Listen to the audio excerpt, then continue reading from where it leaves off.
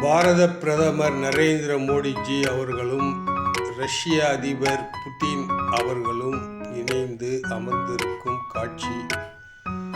இந்திய கொடியும் ரஷ்யின் கொடியும் அட்டகாசமான ஒரு பளிங்கு மண்டபத்தில் அமர்ந்திருக்கிறார்கள். நம் நாட்டுக்கு தேவையான உதவிகளை செய்யும் ரஷ்ய அதிபர் புட்டின் அவர்களுக்கு நம் இந்திய மக்களின் சார்பாக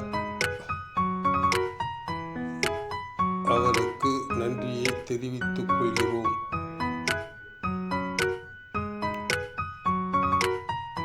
நம் நாட்டின் பிரதமர் நரேந்திர மோடிஜி அவர்களுக்கும் நன்றியை தெரிவித்துக் கொள்கிறோம்.